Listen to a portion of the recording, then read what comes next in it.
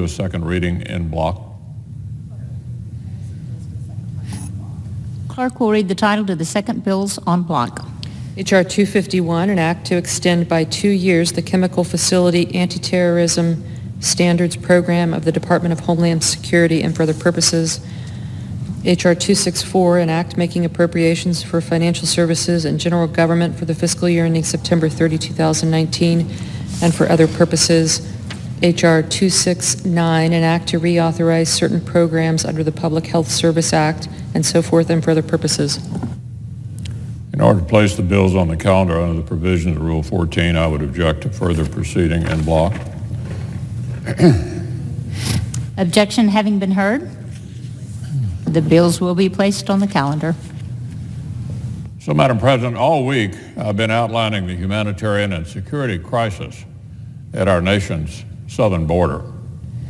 I've discussed the threats from the inflow of drugs and criminal aliens. I've shared career border security experts' strong support for physical barriers. And I've cited the empirical data that actually backs them up. But on day 20 of this partial government shutdown, a shutdown being prolonged by my Democratic colleagues' refusal to even come to the table, I thought I might try something different this morning. So I brought a visual aid. The chart behind me, right here, sums up my Democrat colleagues' past and present positions on border security. On the left, over here, you have a border fence made out of steel bollard at the U.S.-Mexico border in Nogales, Arizona. Construction on this upgraded steel slat barrier began back in 2011 at the direction, mind you, of President Obama's Department of Homeland Security. This fence over here under President Obama at the direction of his Department of Homeland Security.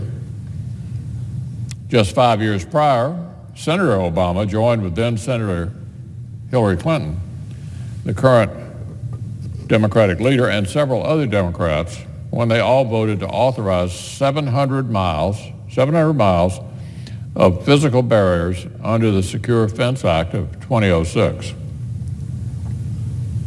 Now, Madam President, on the right,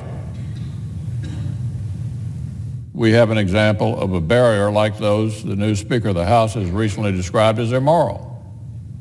Now, I would defy my colleagues to tell me what the difference is. They're exactly identical. So we went from the Obama administration, when everybody was supporting a wall that looked just like this, to the Trump administration, where now it's immoral.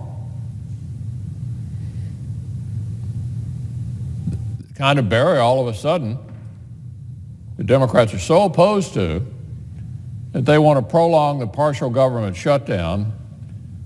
They'd rather do that than agree to an additional investment of approximately one-tenth of 1% of federal spending.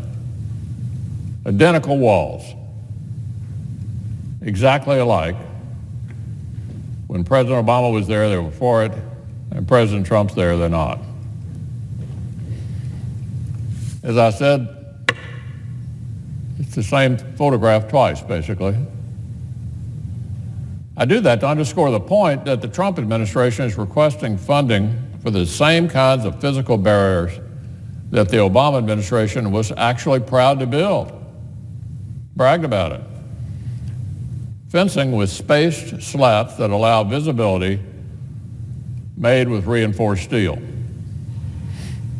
They're the same kinds of barriers that Customs and Border Protection experts have told us actually produce real results. You can call them walls, you can call them fences, you can call them steel slats, but what they really are is effective.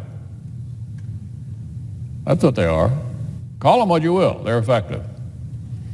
According to the Government Accountability Office, after the outdated fencing in Nogales was replaced by this particular steel slat structure, the Border Patrol reported a significant drop in violent encounters with illegal immigrants. Now, the Border Patrol is not on either side in this debate. They're just giving us the facts, just the facts. During the 2 years leading up to the 2011 construction, 376 assaults on Border Patrol agents were recorded in the Nogales station. In the 2 years after the bollard fence went up, the number of assaults fell to 71. That's 376 down to 71. That's a decline of 81% after the wall, or fence, or steel slats, whatever you choose to call it. We've seen big success in other sectors as well. The Trump administration reports that in 4 border sectors where physical barriers were recently built or upgraded, illegal traffic stopped by, listen to this, 90%. 90%. So, Madam President, it's a fact. Physical barriers are effective. As Democratic senators used to understand perfectly well when there was a different occupant of the White House. And indeed used to say publicly. Used to say they're an essential ingredient in a balanced strategy for securing our border. That was then, and this is now. So why the tale of 2 completely Democratic parties? Why does the Speaker of the House compelled to denounce as immoral the very kinds of structures that her own party leaders recently praised as essential? Why does my Democratic colleague, the Democratic leader, feel the need to prolong this partial government shutdown to avoid getting more of the same investments he used to vote for? What's the reason for this bizarre about-face? Well, even these very Democrats are finding it difficult to invent a good excuse. On Tuesday, the distinguished House Majority Leader, Mr. Hoyer, was asked by reporters how there is any real daylight between border security construction projects that Democrats have supported in the past and the ones they're now trying to block. Here's what Majority Leader Hoyer said to those reporters. This is an honest man. I don't have an answer that I think is a really good answer. I don't have an answer that I think is a really good answer.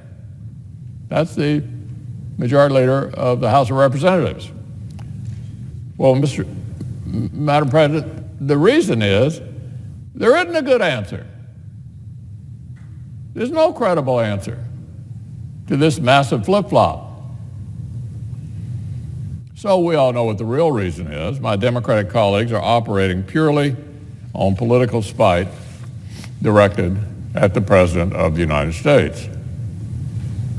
Why else would they rather have a partial government shutdown drag on for nearly 3 weeks than get more of what they used to vote for and brag about?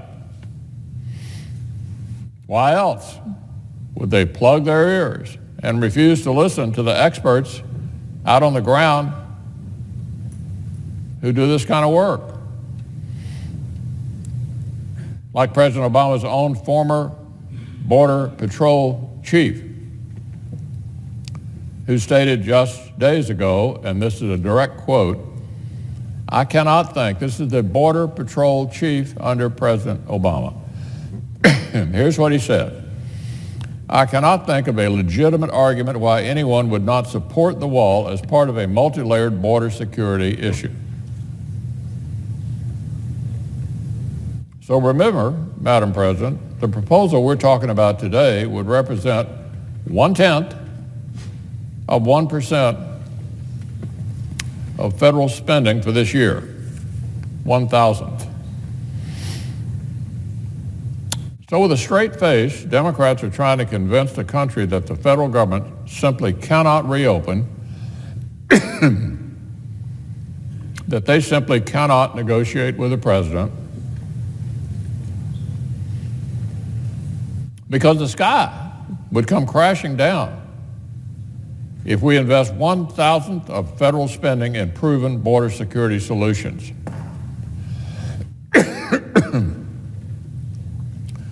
Proven border security solutions, by the way, their own party used to support, and that President Obama's Border Patrol chief and other security experts continue to support.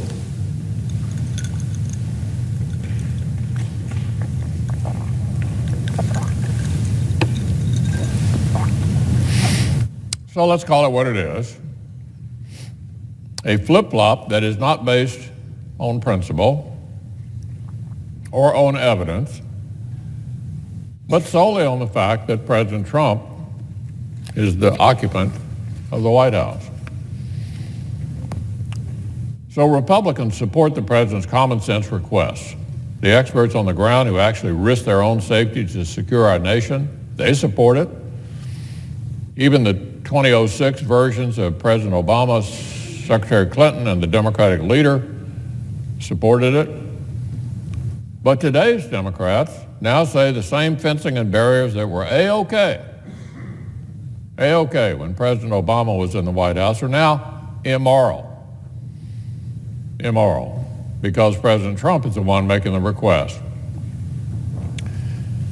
This, Madam President, is not how you make serious policy. Partisan tantrums are no way to govern. My Democratic colleagues need to get serious about their responsibilities, seek treatment for their brand new partisan allergy, seek some treatment for their brand new party allergy to border security. Sit down with the president, negotiate a solution that works for everyone. That, Madam President, is the only way to move the country forward.